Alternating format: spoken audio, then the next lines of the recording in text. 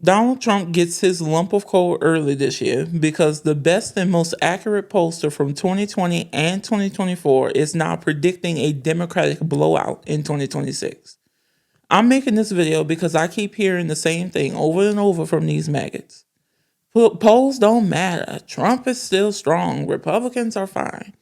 Yeah, right. Meanwhile, the people actually living under these policies are paying more for food, more for healthcare, and getting absolutely nothing in return. I pay attention to this stuff because it directly affects our lives, our money, and our future. And the gap between what Republicans are saying and what voters are feeling has never been wider. Also, I have another poll from the same pollster that shows just how tired and fed up people are with Donald Trump and the Republican Party. But first, drop a like and subscribe with that bell on so you'll be the first to know when we post. This is Pragmotiv News, and I'm Cam.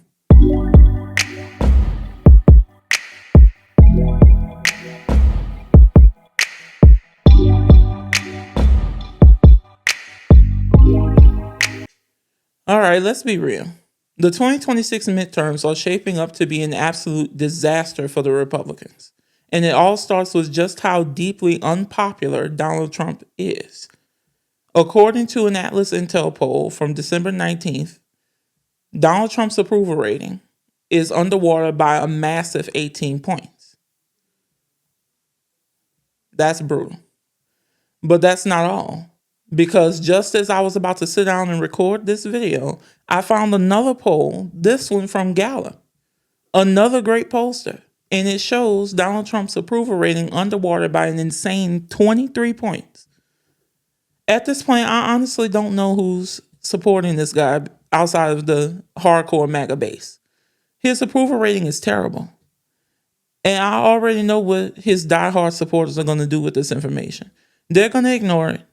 They're going to point to Rasmussen or RMG Research, squint real hard and say, well, he's actually only underwater by 8 points.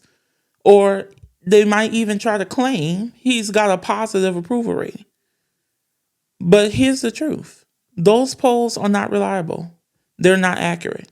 And they're not meant to be. Those polls exist only to flood polling averages so Trump doesn't look as unpopular as he really is. That's what we saw during the 2024 election, and that's exactly what we're seeing right now. And let's talk about why Trump is so unpopular. Since getting back into office, Donald Trump has completely shit the bed. Food prices are up, people are losing their jobs, the cost of living is rising, inflation is still sitting around 3%, and based on his policies, it's probably going to get worse, not better. And on top of that, people's healthcare costs are exploding. Premiums are tripling, quadrupling, and even in some cases, quintupling. If you were paying $40 a month, you could easily be looking at $200 a month now. And why? Because Republicans are refusing to extend the ACA subsidies. And what excuse are they using? A lie. They're claiming undocumented immigrants are getting those subsidies. That is completely false. Undocumented immigrants don't get ACA coverage. They never have. They are literally making shit up. They're making all of this shit up as they go. Because Republicans know something very important. If Americans actually understood their policies, if people really knew the truth about them, Republicans would never win another election again. And here's the thing. Americans are starting to figure that out. Voters are realizing just how toxic Republican policies are. And the numbers prove it. That same Atlas Intel pollster that showed Trump underwater by 18 points also shows Democrats with a massive 16-point lead in the 2026 generic congressional ballot. 16 points. Let that sink in. That's bigger than 2018. That's bigger than 2008. And it makes sense because this Gallup poll shows the congressional job approval rating underwater by 63 points. 80% of people not rocking with this Republican Congress. So a 16-point Democratic advantage nationally isn't out of the realm of possibility and would roughly translate to around a 270-seat Democratic majority in the House. Remember, none of these polls matter. I just want people to know that none of these polls matter unless we get out and vote to make them a reality. And Republicans see this. They know what's coming. They see the writing on the wall. And they know the 2026 midterms are not going to be good for them. Not even a little. That's why the cracks are already forming. We're seeing defections. We're seeing panic. We're seeing Republicans jump ship. Just recently, another discharge petition hit the 218th vote threshold. And remember, Democrats do not control the House. Republicans do. The Republicans supposedly have this majority. Yet once again, Republicans crossed the aisle and sided with the Democrats and forced the vote on the healthcare subsidies. That vote is going to take place sometime in the new year. I believe January. That's another major loss for MAGA Mike Johnson. And more importantly, it's another sign that Donald Trump is losing control of his own party. Trump is weaker than he's ever been, politically and physically. And as his popularity collapses, Republicans no longer fear him the way they used to. And once that fear is gone, the party starts breaking apart. That's why retirements are piling up. Republicans are retiring in droves. They're jumping ship while they still can. Take Elise Stefanik, for example. She launched a wildly unrealistic campaign for New York governor, a race she had absolutely zero chance of winning. Apparently, reality hit her fast because now she's not only dropped out of the gubernatorial race, she's retiring from Congress entirely. And she's not alone. There are a lot of Republican retirements heading into 2026. And every single one of those seats represents a massive opportunity for Democrats. And then there's the infighting. In Texas, impeached MAGA Attorney General Ken Paxton is challenging Republican Senator John Cornyn for not being MAGA enough.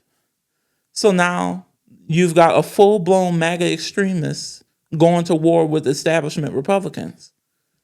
That creates an opening for Democrats. If Democrats do one very important thing, stay united in the Texas Senate primary, it doesn't matter who wins the Democratic nomination.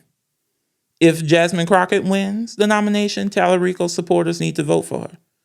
And if Tallarico wins, Cockett, if I could say her name right, y'all, Crockett supporters need to vote for him. No taking your ball and going home. No protest votes. No purity test bullshit. Whoever wins the nomination in every race across this country gets the full support of the party. Otherwise, we lose seats. The same dynamic is happening in Louisiana. Senator Bill Cassidy, who voted to impeach Trump, is facing an extreme MAGA challenger. This is a real opening for Democrats to compete here as well. So I'm just going to say it plainly. If Democrats play this right, it won't be a question of if we take back the House in 2026, even with Republican pulling these redistricting shenanigans. It'll be a question of by how much. And yes, the Senate is tougher. The map is not friendly to Democrats. But if Democrats are truly running 16 points nationally, I do expect it to narrow up. But if they, of course, obviously, but if they do, that kind of environment overwhelms even a bad map. If Democrats get to 52 Senate seats, that might sound modest, but that would be a phenomenal night. That likely means Texas goes blue.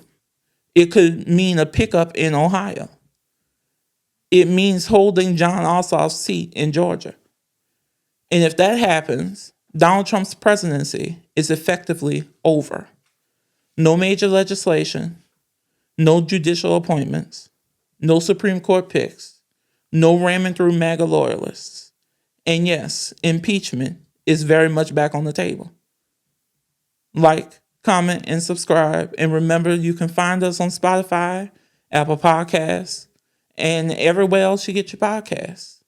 We're inching closer and closer to 1,000 subs. So please help us out and subscribe. That's it for me. I want to wish everyone a Merry Christmas and Happy Holidays. I want to thank y'all for all your support. Who would have thought that in just 4 short months, we would be on the verge of 1,000 subscribers? So thank y'all so much, and have fun and be safe over this holiday season. We'll be back on Monday. Peace.